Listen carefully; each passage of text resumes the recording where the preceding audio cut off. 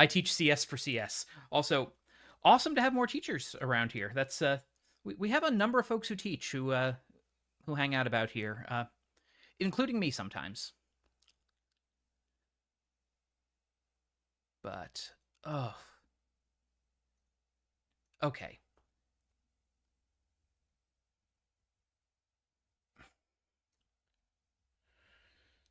So if we want to think about this, like we go up those numbers, A, B, right.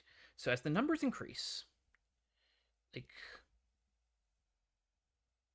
basically we've got some set of numbers, right? A and B are in a sort of an inverse relationship to each other.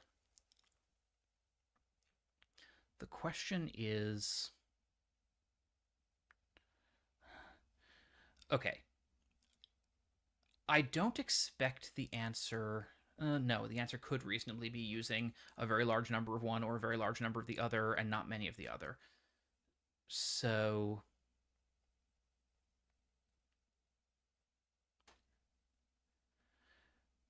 I mean, I can see something where if I knew the prime factors of A and B, no, because I can add, which means I can, since not all my moves are multiplication, factorization doesn't help me enough, which is good because I really don't want to factorize that big number. Um,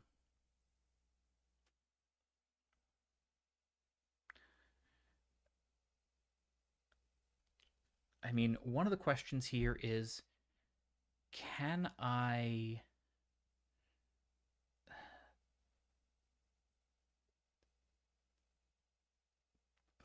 can I reduce it to some number that, can I reduce it?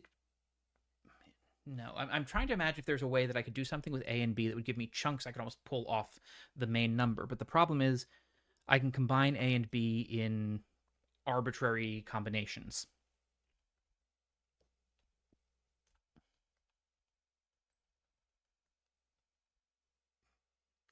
Hmm.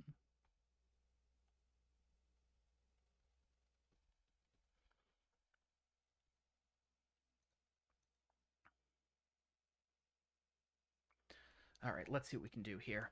So let's rename our variables. So yeah,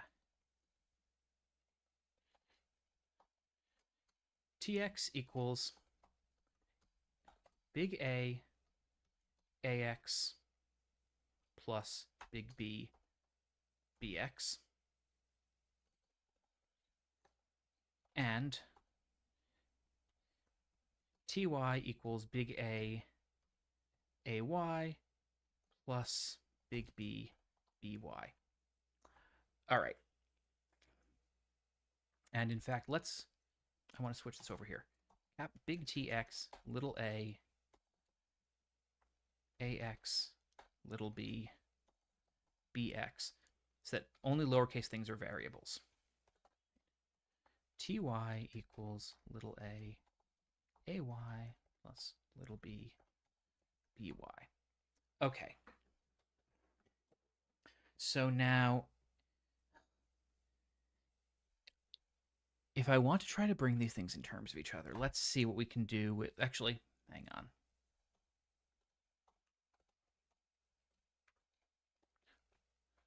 Linear algebra.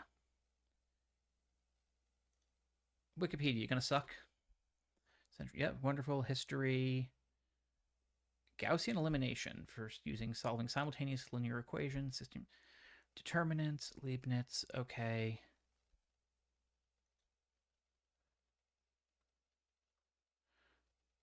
Systems of linear equations. Okay. Solving system of linear equations. Oh, wonderful. It's a math. I mean, okay, there's various systems that can have things thrown in there.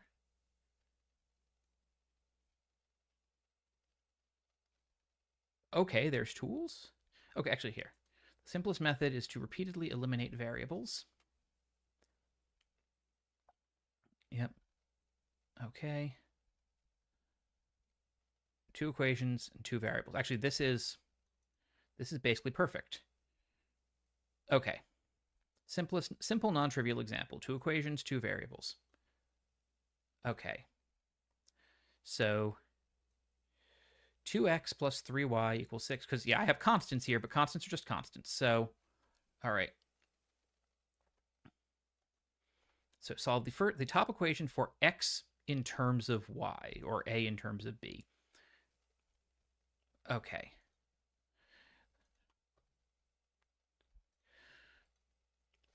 Even. So the challenge here is the algebra. Solve the search for x in terms of y, right? 2x plus 3y equals 6. Right. Yeah, if you've got a reference to a good rule for solving small systems, I'd love, particularly if you have like a link, like I'd love to read more about it. Yeah, because this is the problem with Wikipedia here. It's just like, great, this step here is insufficiently broken out for me. Like, I get what we're trying to do,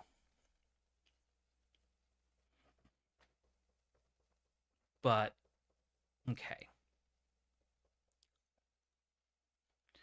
So, okay, I think the first thing, if I'm remembering correctly, is right. Like the way that this whole thing was done, to take the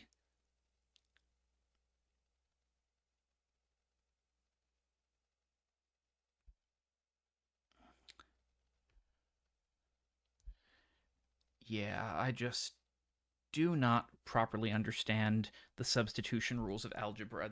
They are a type of symbol manipulation that makes no sense to me, which is unfortunate. They're really useful, and I kind of wish I understood them.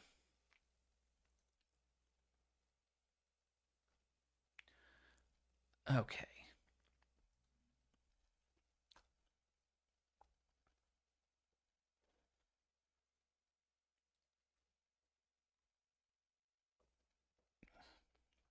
So I'm going to just rewrite this here. We have, yeah.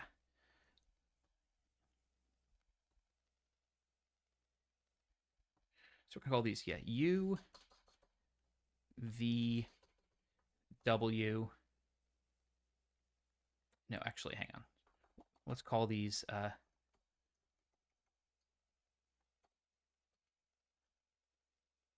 yeah.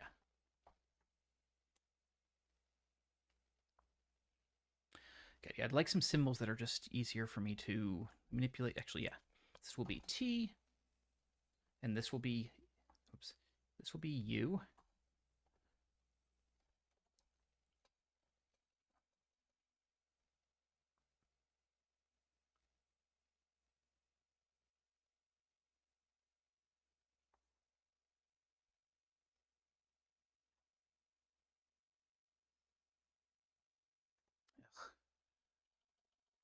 Now, even coming up with symbols is being challenging for me to think about.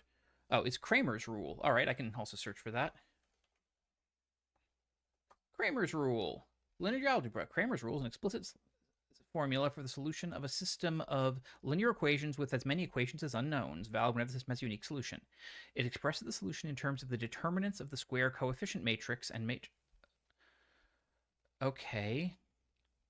Cool. Computationally efficient. Okay. The n by n matrix A has a not. Oh no. The fact that this requires matrix form is going to. Okay. Consider the linear system a1x plus b1y equals c1. Okay. Cool. Which in matrix format is a1 b1 a2b. So matrix 1 is a1 b1 a2 b2. Matrix 2 is xy equals c1 c2.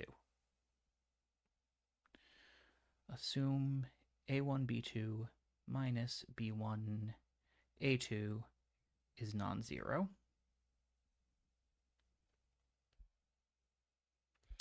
Then, with the help of determinants, x and y can be found with Kramer's rule as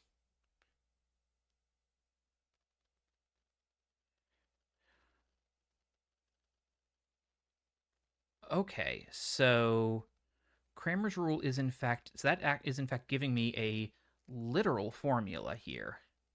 If I sort of consider this as Kramer's rule, this would be like C1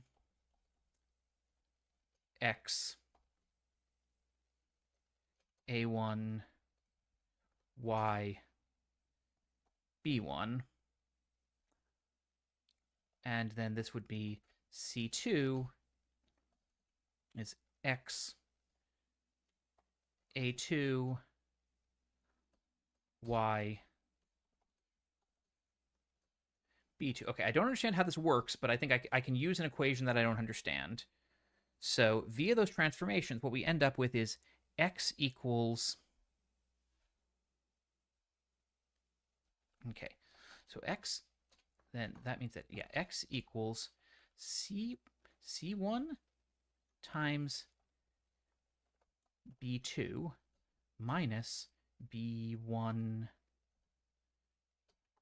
times C2 all over A1 times B2 minus B1 times A2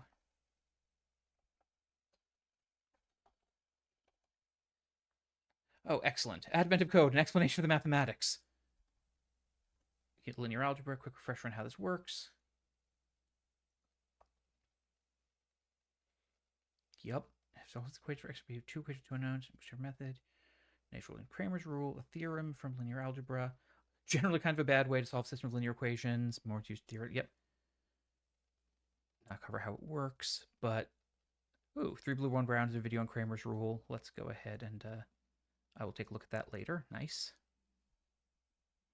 Okay.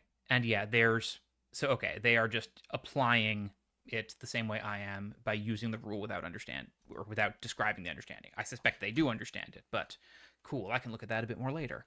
So then we have, right, for y, it's going to be a1 times c2 minus c1 times a2 all over a1 times b2 minus b1 times a2. Okay, so now I can go ahead and resubstitute these. Okay, because we know what these values are.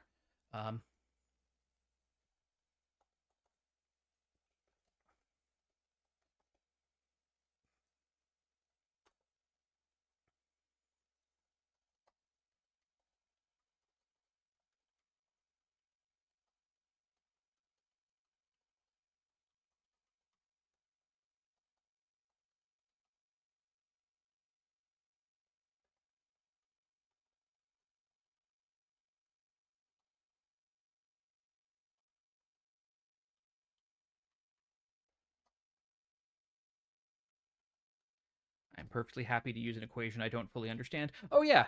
Yeah, a lot of people applied the rule there without fully understanding it. Exactly.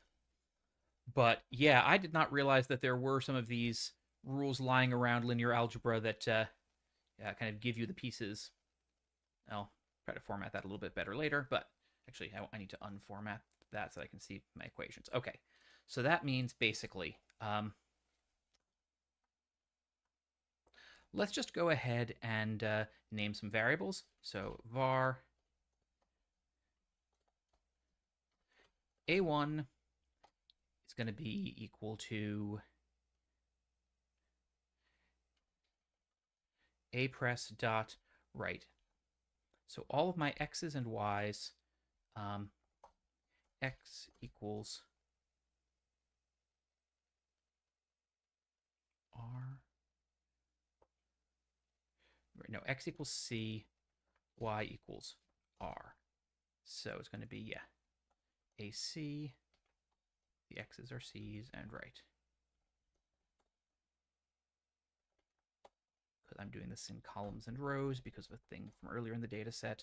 Okay, so that means here, and this is going to be A, and this is going to be B.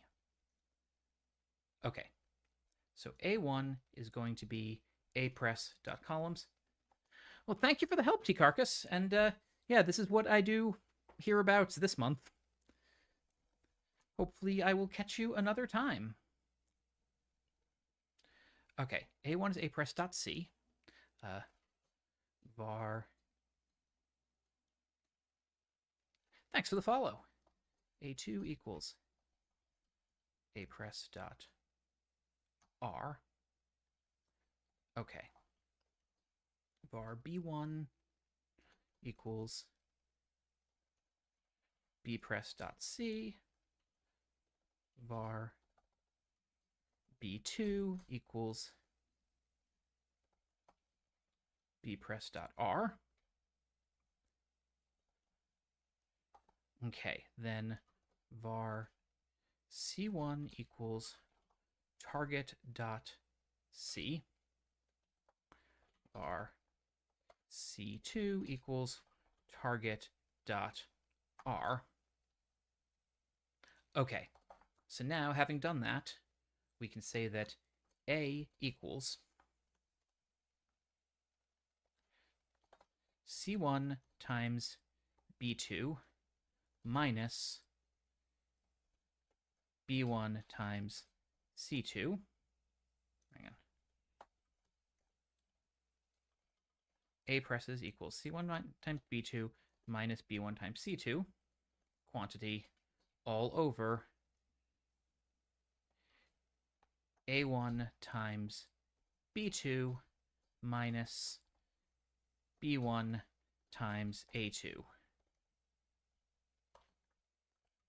Then var B presses equals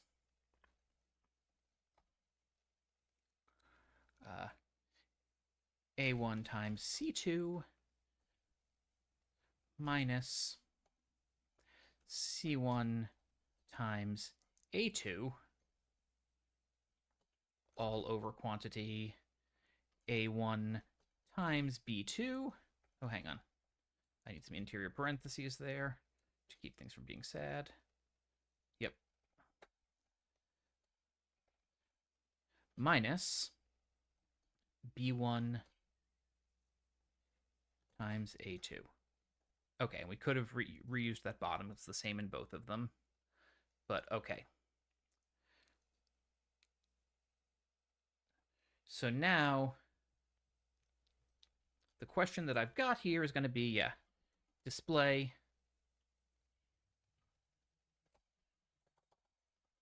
A presses, display B presses, and run that. Okay, we get a pair of numbers. Now, we happen to know that this particular one isn't solvable because we're looking at machine 0, and machine 0 is not supposed to be solvable with this thing here. So I want to check here. Yeah, assume A1, B2 minus B1, A2. And that is, if that were 0, we'd have a problem already. So how do we know that this is not a solvable solution?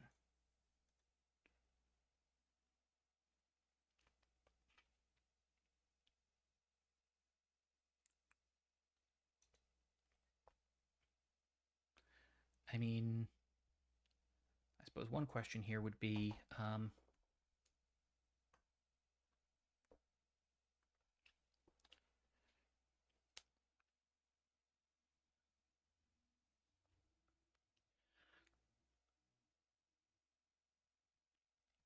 the solution is not an int? Well, I mean, oh, right, but this ends up forced to being an int because these things are right. That's part of my problem here. This is forcing it into an int. So hang on. Right, there's a division here. I need to do some casting to have this thing not smash things into ints for me.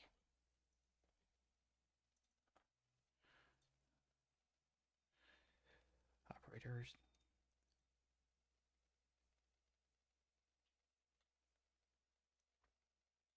Let me take a quick look at the int 128 thing here. Right, compare to, create checked, create saturated. Computes the quotient and remainder of two values. Okay. There we go. So what I actually want to do here is say,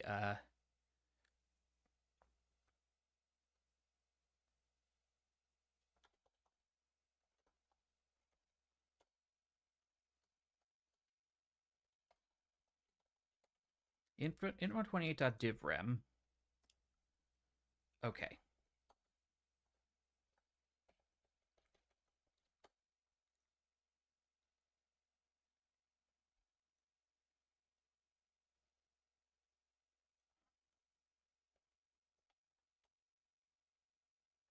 So there's that. Okay, and then we do the same thing here in 128.divrem.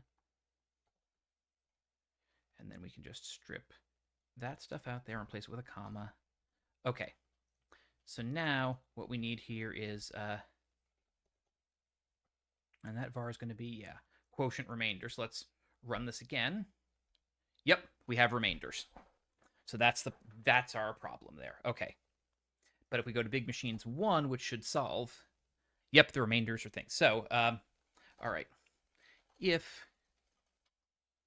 a presses dot remainder is greater than 0, or b presses dot remainder is greater than 0. So the answer here is going to be int 128 question mark. Return null. Return a presses dot quotient times 3 plus b presses dot quotient times, or plus b presses dot quotient. Okay. Run that. Okay. So now what we just need to do is big machines dot select analytic solve. Okay, let's run that. Oh, there, equals sign snuck in. Okay, 0 was not solvable, but 1, 2, and 3 were. Do I believe that? Because I thought they said 2 should, or I thought they said the second machine should also not be solvable. Now it's only possible to win a prize on the second and fourth machines. So why did 2? Hang on. Yeah, or b presses dot remainders. Okay.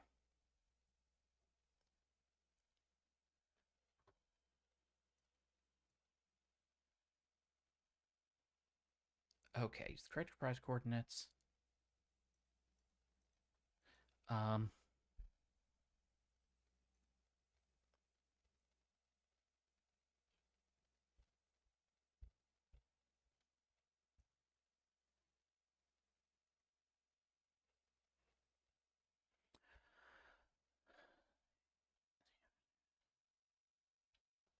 So this is a concern because we got the right answer for one of these, but one of these in the test set is not giving me the right answer. It thinks it should still be a failure.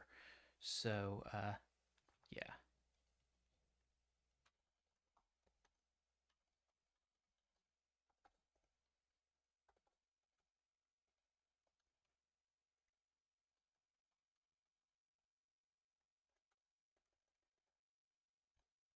Okay. Let's try that. Try again. Yeah. Oh, I checked if it's less than 0. Apparently, you can have a negative remainder from division. Sure. That feels a little weird to me, but sure.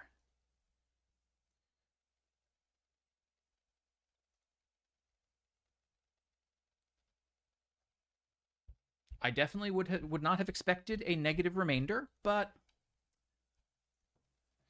that doesn't exactly fit with my thinking of math. I guess, I mean, maybe, but int 128 overflow?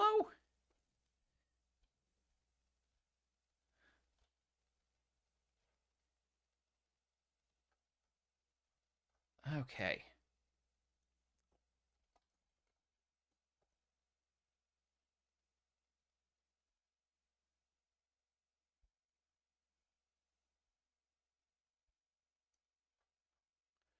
Oops, do I not have the summer for that? In what are you putting into the 128 divide? The application of Cramer's rule for solving it as a system of linear equations, which I neatly copied from Wikipedia after some coaching and reading through it enough to understand why it does what I want, but not enough to understand how it does what I want. But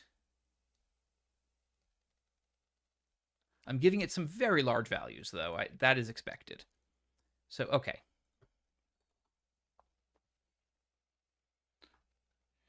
Yeah, for your problem set, Kramer's rule worked in I64, and I'm doing on the example problem set. So yeah, the vars that I put in are they int 32s? No, they should be int 128s. Yeah, they're all int 128s. Everything involved is in int 128.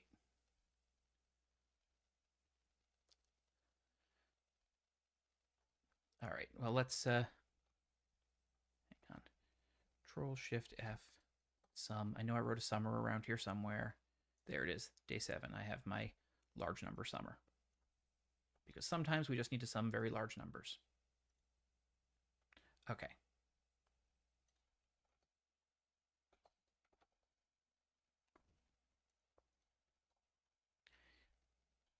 Try again. Oh, wait a minute. It's right. I numeral int 128 question mark. So hang on. Select analytic solve dot where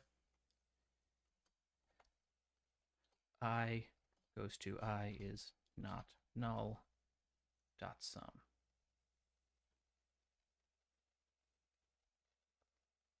Still no good.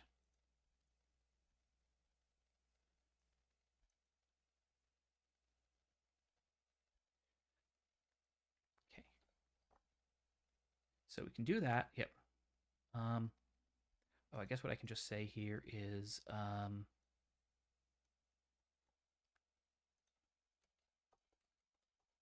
to list of int 128.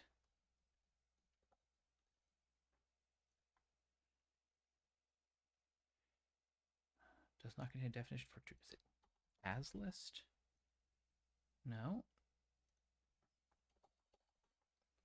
Okay. Where dot I thought I could do a to list on these things. Hang on. Yeah, no, to where to list int 128. Requires a receiver of type system collections generic IEnumerable system int 128. That's entirely reasonable. This all looks entirely reasonable. So why can't I mean we're in the okay.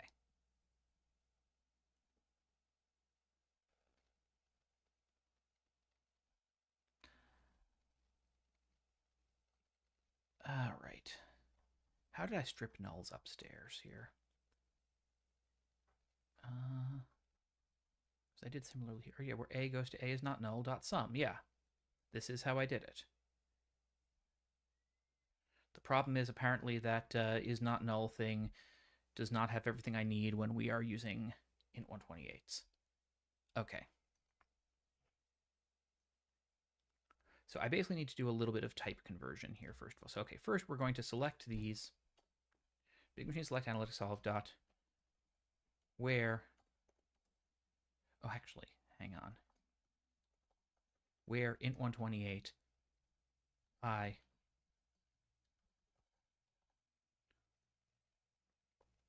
can you do that? No. Really? Where? All right, let's run that. So there we are. We have these two values. Okay. So let's just say here, right. Var result equals. We're doing that because I want to see in part what does it think this var is. Okay, it's an IEnumerable on that. Okay. Result dot cast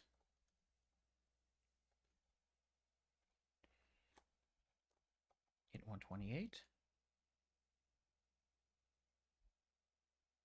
and invoke that dot sum. Bah. There we go. I think that's it. There we are. We have a number. That should be the test number.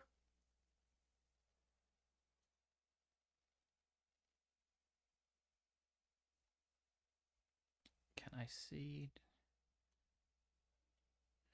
Take many more than 100 presses to... Okay. I have not been given even the result for the test number. So we got a test number. That's all we can do with a test number. Time to go for the real number.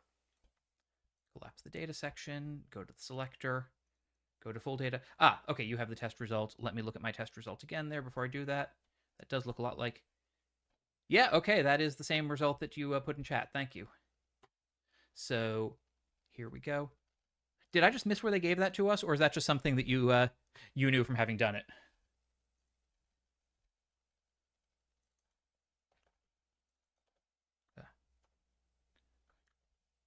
You knew from doing it. Okay, yeah, that makes sense.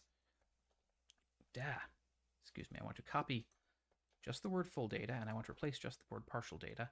All right, now we run all. We scroll down to the bottom. We watch this thing print a bit more than I meant to have it print because I allowed it to do a whole bunch of printing.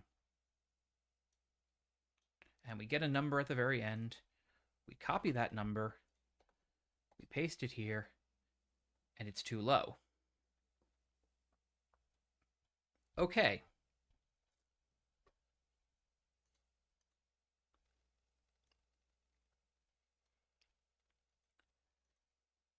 Still weird. I think you use Inf 128.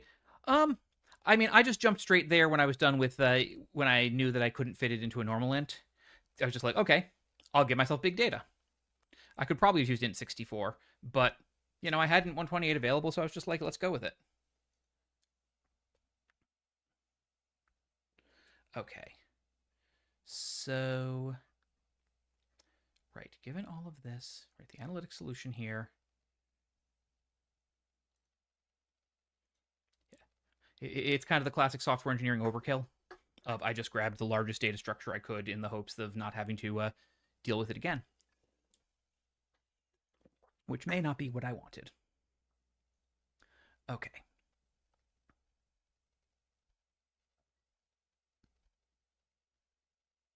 All right, so thing one, right, we were displaying those. I don't want to display those. All right, what I do want to do is say display result. Actually, hang on.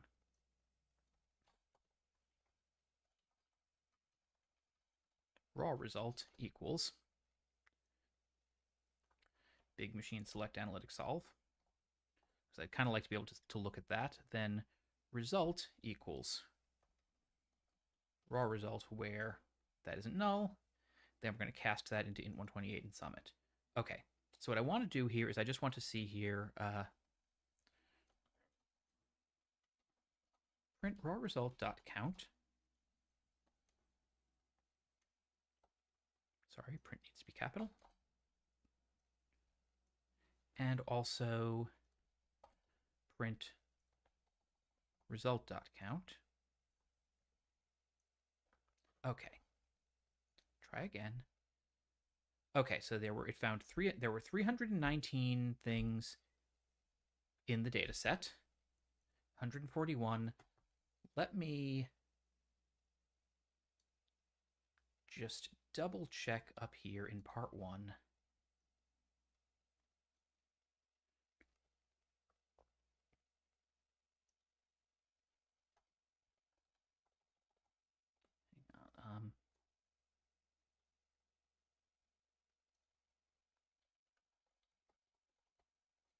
Machines.count.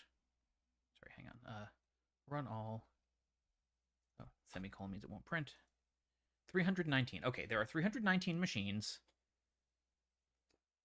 Are there supposed to be 319? I have a terrible suspicion about 319. I just want to hang on here. I want to look at my data. Right, there's the big one. All right.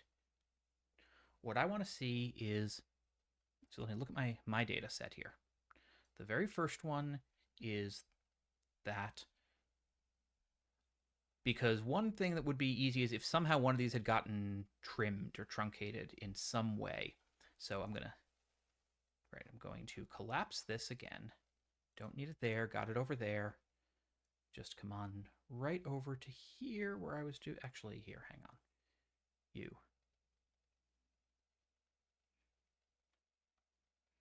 one of the earliest things we do when we set up the machine. Yeah, here we are. We set up the machines, list of machines. Okay, we get machines.count. display machines.count, display machines sub-0, display machines.last.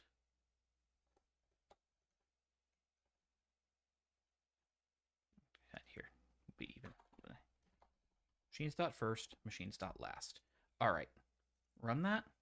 So there's our first machine, 93. Yep, that is the machine with the row column inversion going on. Then the very last one. Yep, look at that, 10878, 8459. That's the machine before the end. I'm losing my final thing. I bet I need to do something incredibly stupid here and add a carriage return at the end of my data because it's parsing wrong. Run all. I'm so glad that debugging instinct holds for me. It's just like, large data set, maybe not doing the right thing. Weirdly odd number, 89. Yep, okay, now we got the right thing there. Now we got this thing here. Now we're going to copy here and come back to here and return to day 13. Okay, the code was good. The parse wasn't. All right. Oh, that was tricky. That took a lot longer than I expected. It was a lot of fun, but oh wow. All right. So I will be back here on Sunday streaming a game of some sort, because on Sundays I take a break from my code streams and play games. Then I'll be back on Monday, Wednesday, and Friday of next week, unless something weird is going on my calendar. I haven't really looked at my calendar that much, but basically I'm here every day, Monday, Wednesday, and Friday, starting at 1 p.m. Pacific, doing code. And this month I'm starting off my streams by doing whatever Advent of Code problems I have queued up, and then if there's time, like there isn't today, I move on to programming my my game. I'm streaming some work on a video game I'm building in Godot with C#. But that's what we do here. Feel free to follow. Feel free to come back, find me on the Advent of Code tag, whatever you like. There's a Discord if you want to come chat with us. But for now, I am going to go have some dinner, because I'm supposed to go see some friends tonight, and suddenly it's way closer to the time that I plan to do that. Yeah, today I might have negative time. So I am out of here. Thank y'all so much for being here, and I will see you all in the future. Or at least whichever you were here. Bye for now, friends.